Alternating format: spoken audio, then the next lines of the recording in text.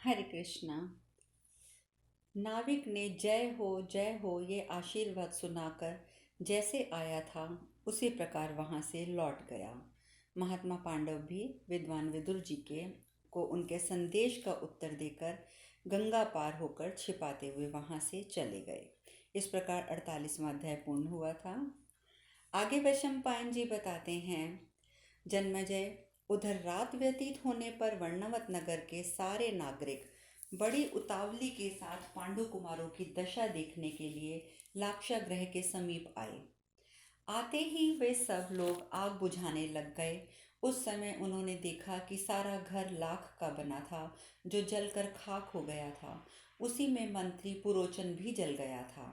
यह देख वे सभी नागरिक चिल्ला चिल्ला कर कहने लगे कि अवश्य ही पापाचारी दुर्योधन ने पांडवों का विनाश करने के लिए इस भवन का निर्माण करवाया था।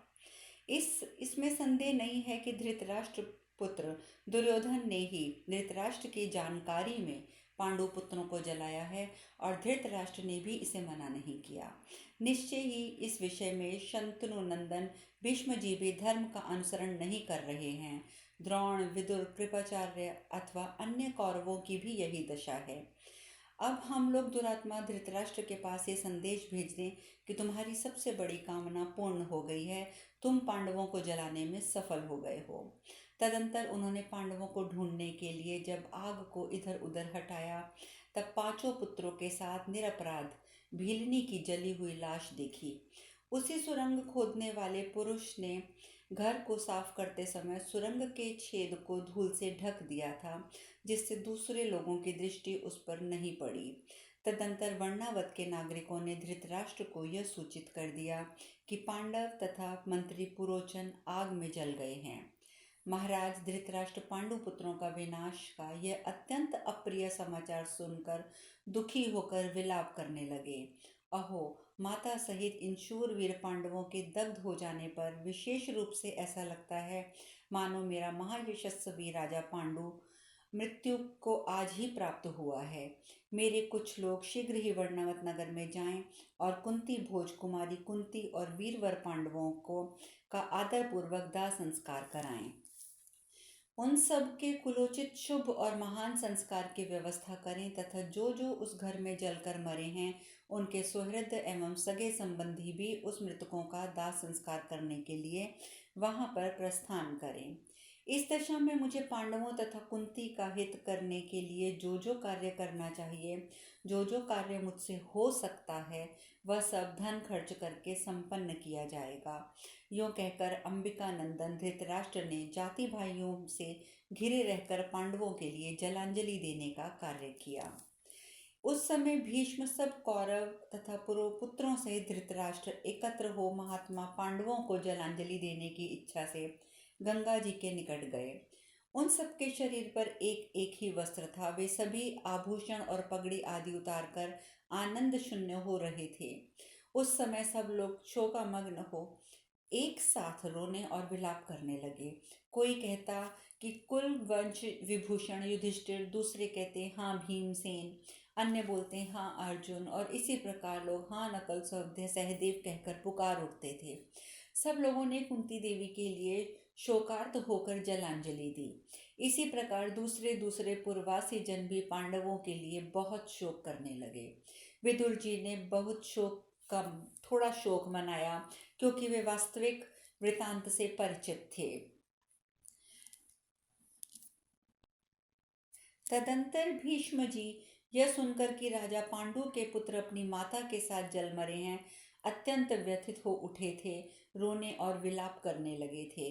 वे बोले, वे दोनों भाई भीमसेन और अर्जुन उत्साह शून्य हो गए हों ऐसा तो प्रतीत नहीं होता।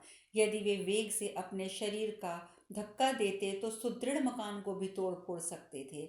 अतः पांडवों के साथ कुंती की मृत्यु हो गई है ऐसा मुझे दिखाई नहीं देता। यदि सचमुच उन सब की मृत्यु हो चुकी है तब तो ये सभी प्रकार से बहुत बुरी बात है। ब्राह्मणों ने तो धर्मराज युधिष्ठिर के विषय में ये कहा था कि धर्म के दिए हुए राजकुमार सत्यव्रती, सत्यवादी एवं शुभ लक्षणों से संपन्न होंगे। ऐसे में पांडु नंदन युधिष्ठिर काल के अधीन कैसे हो गए?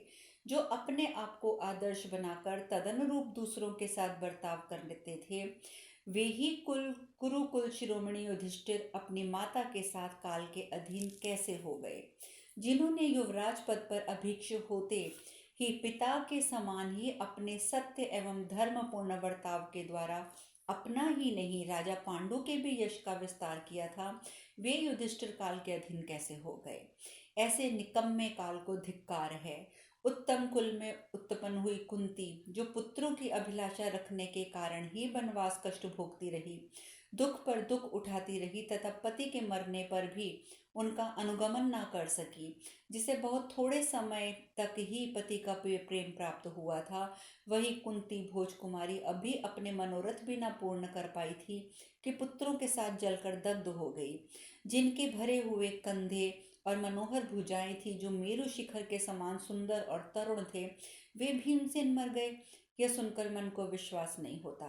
जो सदा उत्तम मार्गों पर चलते थे, जिनके हाथों में बड़ी फुर्ती थी, जिनके आयुध अत्यंत दृढ़ थे, जो गुरुजनों के आश्रित रहते थे, जिनका निशाना कभी नहीं चूकता था, जो रथ हाँकने में कुशल, दूर तक का लक्ष्य बेंधने कभी व्याकुल न होने वाले पराक्रमी महापराक्रमी महान अस्त्रों के ज्ञाता, जिनके हृदय में कभी दीनता नहीं आती थी, जो मनुष्यों में सिंह के समान पराक्रमी और समस्त धनुर्धरों में श्रेष्ठ थे, जिन्होंने प्राच्य सौवीर दक्षिणापात्य नरेशों को परास्त किया था, जिस शूरवीर ने तीनों लोकों में अपने पुरुषार्थ को प्रसिद्ध किया था और जिनके जन्म लेने पर कुंती और महापराक्रमी पांडु भी शोक रहित हो गए थे, वे इंद्र के समान विजयी वीर अर्जुन भी काल के अधीन कैसे हो सकते हैं। जो बैल से हष्ट पुष्ट कंधों से सुशोभित थे तथा सिंह की मस्तानी चाल से चलते थे, जो शत्रुओं का संहार करने वाले नकुल सहदेव थे, बस ऐसा मृत्यु को कैसे प्राप्त हो सकते हैं। वंशम जी आगे कहते हैं कि जलांजलि दान देते समय भीष्म जी का ये विलाप सुनकर विदुर जी ने देश और काल का भांति भांति विचार करके कहा, नरश्रेष्ठ, आप दुखी ना हो। महाव्रती वीर, आप शोक त्याग दें, क्योंकि पांडवों की मृत्यु नहीं हुई है। मैंने उस अवसर पर जो उचित था वह कार्य कर दिया है। भारत, आप उन पांडवों के लिए जलांजलि ना दें। तब भीष्म जी ने विदुर का हाथ पकड़कर उन्हें कुछ दूर हटा ले गए, जहां से कौरव लोग उनकी बातें ना सुन सकें। फिर वे अपनी आंसू बहाते हुए गदगद वाणी में बोले। भीष्म जी बोले, तात, पांडु के वे महारथी पुत्र कैसे जीवित बच गए? पांडु का पक्ष किस तरह हमारे लिए नष्ट होने से बच गया? जैसे गरुड़ अपनी माता की रक्षा की करते हैं, उसी प्रकार तुमने किस प्रकार पांडु कुमारों को बचाकर हम सब लोगों की महान भय से रक्षा की है। वैशंपायन जी कहते हैं, जन्मेजय, इस प्रकार पूछे जाने पर धर्मात्मा विदुर ने कौरवों के ना सुनते हुए अद्भुत कर्म करने वाले भीष्म से इस प्रकार कहा।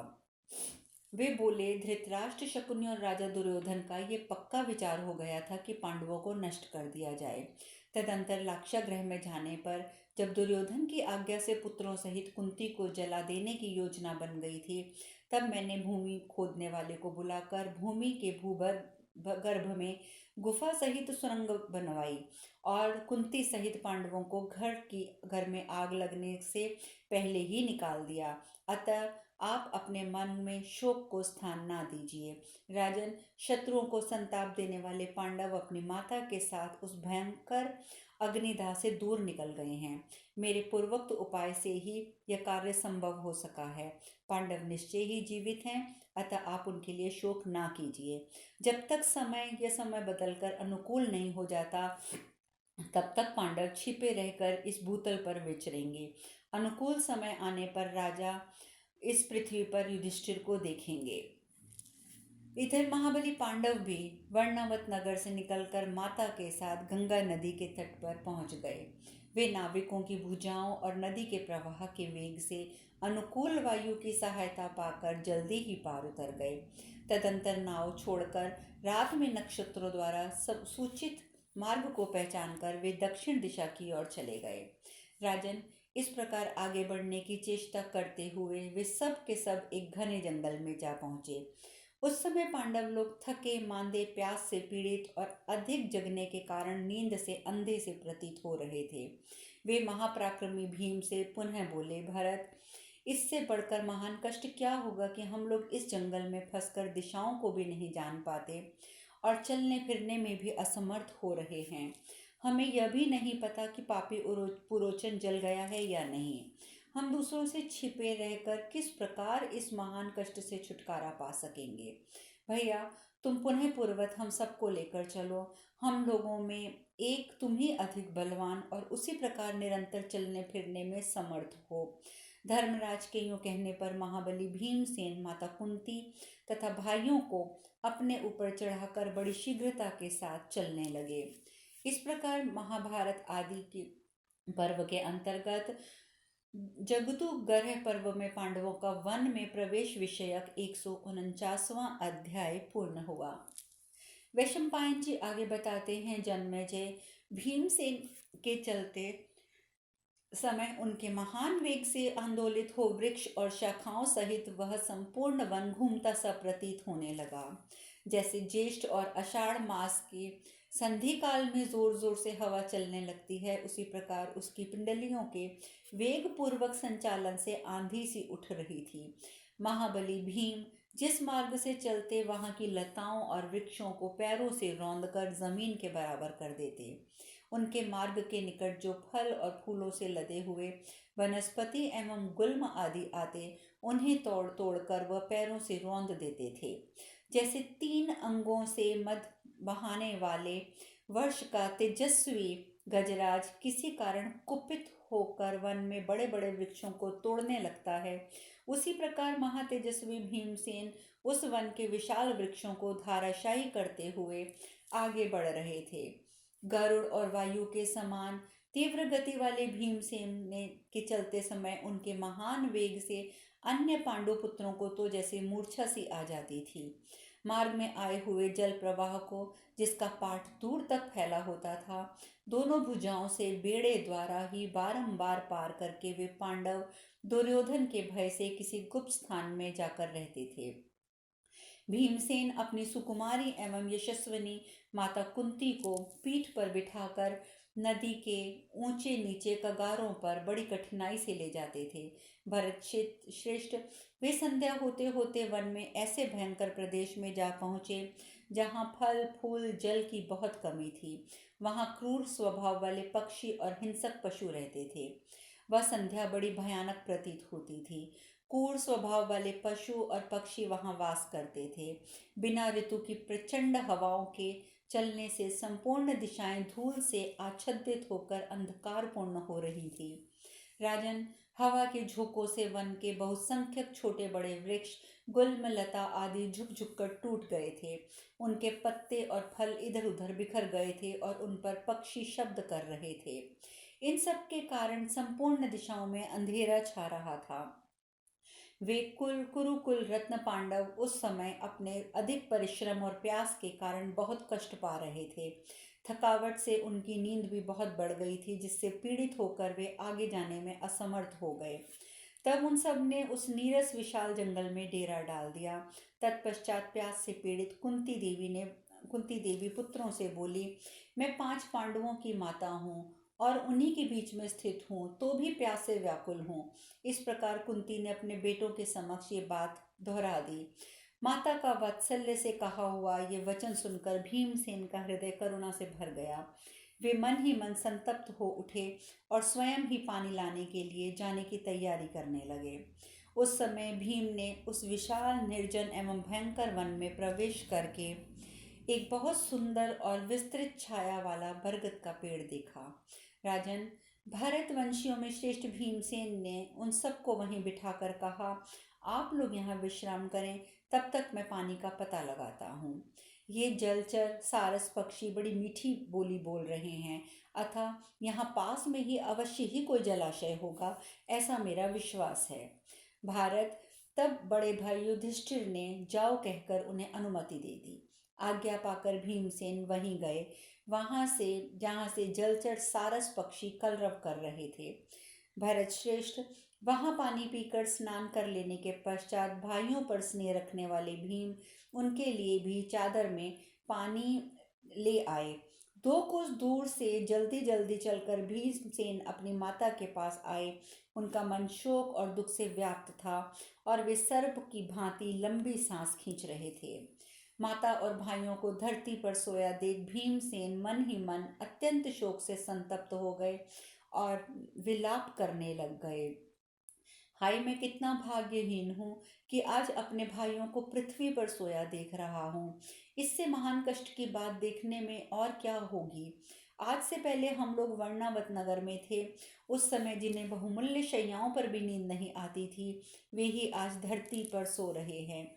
जो शत्रु समूह का संहार करने वाले वसुदेव जी की बहन और महाराज कुंती भोज की कन्या है, समस्त शुभ लक्षणों के कारण जिनका सदा समादर होता आया है, जो राजा विचित्रवीर्य की पुत्र वधू और महात्मा पांडु की धर्म पत्नी है, जिन्होंने हम जैसे पुत्रों को जन्म दिया है, उनकी अंग कांति कमल के भीतरी भाग के समान है, जो अत्यंत सुकुमार और बहुमूल्य शैया पर शयन करने के योग्य हैं। देखो, आज वही कुंती देवी यहाँ भूमि पर सोई है। ये कदाचित इस तरह शयन करने के योग्य नहीं है।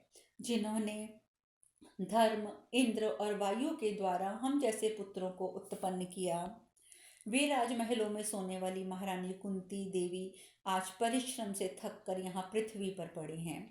इससे बढ़कर दुख मैं और क्या देख सकता हूँ, जबकि अपने नरश्रेष्ठ भाइयों को आज मुझे धरती पर सोया हुआ देखना पड़ रहा है। जो नित्यपरायण नरेश तीनों लोकों का राज्य पाने के अधिकारी हैं, वे ही आज साधारण मनुष्यों की भांति थके मांदे पृथ्वी पर कैसे पड़े हैं। मनुष्यों में जिनकी कोई समता नहीं है, वे नील मेघ के समान श्याम कांति वाले अर्जुन आज प्रकृत जनों की भांति भूमि पर सो रहे हैं। इससे महान दुख और क्या हो सकता है। जो अपनी रूप संपत्ति से देवताओं में अश्वनी कुमारों के समान जान पड़ते हैं, वे दोनों नकुल सहदेव आज यहाँ साधारण मनुष्यों के समान जमीन पर सोए पड़े हैं। जिसके कुटुंबी पक्षपात युक्त और कुल को कलंक लगाने वाले नहीं होते, वह पुरुष गांव में अकेले वृक्ष की भांति संसार में सुखपूर्वक जीवन धारण करता है। शेष कथा कल करेंगे। हरे कृष्णा, हरे कृष्णा।